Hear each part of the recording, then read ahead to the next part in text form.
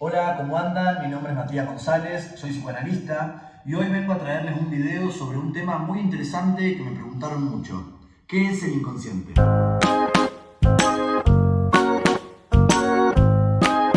El inconsciente brota y pulsa en cada uno de nosotros, tiene efectos sobre nosotros y somos responsables de sus consecuencias porque es necesario hacer algo con eso que aparece. Podríamos usar la metáfora poética de una planta que tiene la fuerza de atravesar el cemento como ejemplo del funcionamiento del inconsciente, donde el cemento sería la conciencia, el yo, y la planta sería ese inconsciente que busca expresarse.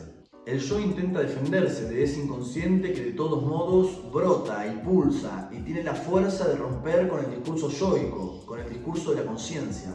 Por más que el yo aplique diferentes mecanismos de defensa para evitar el encuentro con eso que no quiere saber, igual el inconsciente sale a la superficie. Para seguir con la metáfora, es como si ese cemento fuera usado para tapar la planta que brota de todos modos. La represión y la proyección son, por ejemplo, algunos de los mecanismos de defensa que utiliza el yo para evitar que ese inconsciente brote, para evitar que ese inconsciente salga a la luz. La represión como un esfuerzo de desalojo, como un intento de dejar por fuera de la conciencia eso que es insoportable, doloroso o inconciliable con el yo. Pero la represión siempre está articulada a su retorno, al retorno de lo reprimido que nos muestra cómo ese mecanismo no deja de fallar. Se reprime, por ejemplo, un hecho traumático, o un deseo, o una fantasía sexual que es desalojada de la conciencia, pero que muchas veces retorna generando síntomas, como es el caso, como se ve en el caso que Freud analiza de su paciente Elizabeth von Erre. En este caso, la paciente reprime una fantasía que va en contra de sus ideales y de los ideales de la época, que es la fantasía de tener relaciones sexuales y amorosas con su cuñado ahora que su hermana murió. Esta fantasía sexual, que la paciente no recuerda hasta ya avanzado el tratamiento con Freud, es una fantasía que le genera un conflicto psíquico y que como consecuencia provoca síntomas corporales, como lo son los dolores en las piernas con los que Elizabeth llega al tratamiento. La proyección es otro de los mecanismos de defensa muy presentes en el funcionamiento del yo. Se trata de poner afuera lo que no soporto de mí, eso que no quiero saber o reconocer de mi persona, lo que no me gusta de mí, lo pongo afuera. Un ejemplo de esto podría ser la persona que no puede dejar de mentir, que sufre con eso, pero lo niega y lo pone en el otro, lo proyecta al otro. Y entonces tiene una creencia insoportable de que el otro le está mintiendo todo el tiempo. Cualquier cosa que diga el otro es una mentira. Entonces rechaza eso que no le gusta de él y lo pone como una cualidad de la otra persona. El inconsciente brota en el discurso del paciente, en los lapsus, en los actos fallidos, en la vida cotidiana, en los síntomas, en los sueños, en esos tropiezos en el habla o en la escritura. El inconsciente se expresa. Como decía Lacan, algo viene a tropezar y exige su realización. Es esa planta que brota y exige su espacio, exige hacerse reconocer y hace tropezar a aquel que quería dejarla por fuera, haciendo fallar su mecanismo de defensa. De hecho, para Freud, la neurosis es el resultado del fracaso de la represión, del fracaso de ese mecanismo de defensa del yo en contra del inconsciente, del fracaso de la represión en tanto eso retorna y, podríamos decir, del fracaso de ese cemento que quiere impedir que esa planta brote. Y si vamos un poco más allá, retomando la metáfora con la que comencé, podríamos decir que esa planta hizo que los planes del cemento tengan que cambiar, introdujo un cambio en su organización, lo perforó de tal forma que ese cemento ya está agujereado, ya cambió lo que era antes. Y esto es también lo que sucede con el inconsciente. Una vez que se expresa y se hace reconocer, una vez que eso que no se quería decir o hacer fue dicho o hecho, una vez que el inconsciente provocó un síntoma, eso repercute en el yo. Y uno debe enfrentarse a las consecuencias y hacer algo con eso. El inconsciente produce cosas sin que la persona pueda decir cómo se producen.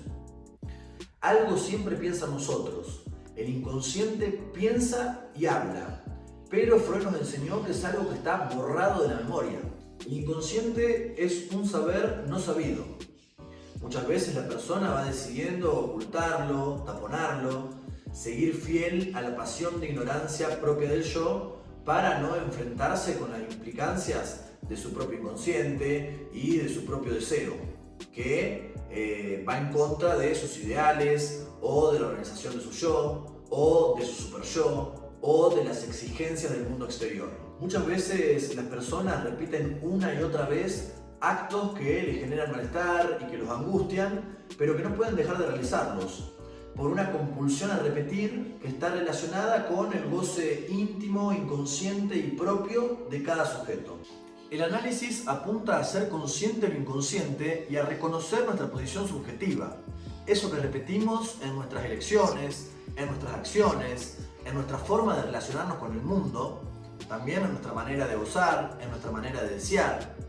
Es decir, se trata de reconocer esas plantas que buscan expresarse y que nos modifican muchas veces sin que nos demos cuenta, para poder integrarlo en nuestra vida y de esa manera entonces poder cambiar nuestra forma de posicionarnos, de vincularnos y de elegir a una manera que no nos genere tanto sufrimiento. El análisis nos conduce a la verdad del inconsciente, a su huella, que no se va a borrar nunca y que por eso aparece todo el tiempo. El inconsciente nos determina y es imposible de borrar, pero sí es posible reconocerlo e integrarlo en nuestra vida para que no sea el inconsciente quien nos dirija ciegamente. Es necesario reelaborar, producir un nuevo saber sobre el inconsciente para que no nos esclavice y nos permita distinguir la posición en la que estamos ubicados, para poder florecer de una manera más soportable, más conscientes de nuestras elecciones y sin tanta dureza, sin tanto peso en esas creencias y exigencias impuestas en nosotros por los diferentes discursos que nos atravesaron y nos constituyeron como sujetos. Encontrar esa verdad del inconsciente, en principio, es un riesgo para el yo. De hecho, muchos pacientes al comienzo del análisis empeoran sus síntomas como defensa ante eso de lo que nada se quiere saber del inconsciente. Y también como resistencia al análisis, resistencia a la cura. Pero si se trabaja a largo plazo, termina siendo enriquecedor el hecho de poder encontrar un modo de saber hacer algo con eso de lo que nada se quiere saber. Se trata entonces de un poder recordar para olvidar y dejar de repetir. No se puede negociar con el inconsciente y con las marcas significantes, porque las marcas de nuestra infancia resuenan en nuestro presente y en nuestra subjetividad. Entonces, la conciencia reposa sobre el inconsciente y el inconsciente insiste y se manifiesta en la vida cotidiana. En ese sentido, podríamos decir que es una tendencia perturbadora que va en contra de la intención de la persona. El poder del inconsciente es que lo reprimido sigue funcionando. Se repite sin que la persona lo advierta. Se repite justamente para no recordar. Como decía Lacan, el psicoanálisis viene a mostrarnos que no somos dueños de nosotros mismos, ya que hay en nosotros otro sujeto que nos comanda, y que es el inconsciente. En resumen, entonces, el inconsciente se expresa, circula y participa de manera activa en nuestra vida cotidiana. Voy a leerles a continuación una cita de Hermann Hesse, un escritor alemán, que nos muestra lo que somos y la inmensidad del inconsciente que el yo no alcanza a ver. Dice así: al igual que el lago se compone de agua, nuestro yo o nuestra alma se compone de miles y millones de partes, de un tesoro de posesiones de recuerdos, de impresiones siempre creciente y cambiante. De todo ello, nuestra conciencia solo ve la pequeña superficie. El alma no ve la parte infinitamente más grande de su contenido.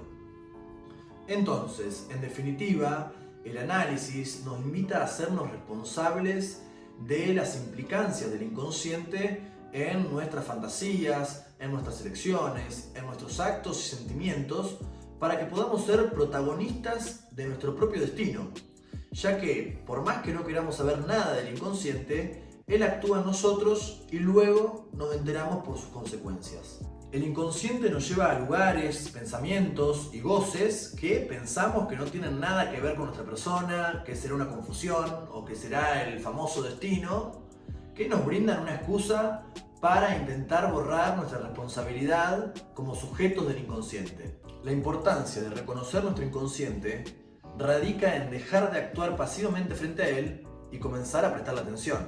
La importancia de analizarse, de conocer más de sí mismo, de prestar atención a esas cosas de las que nada queremos saber, está en poder dejar crecer y expresarse a esa planta para poder integrarla en nuestra vida y verla florecer de una forma diferente, un poco más creativa, más liviana, sin que genere tanto sufrimiento y con el poder de ser un poco más libre en nuestras elecciones y en nuestra manera de vivir.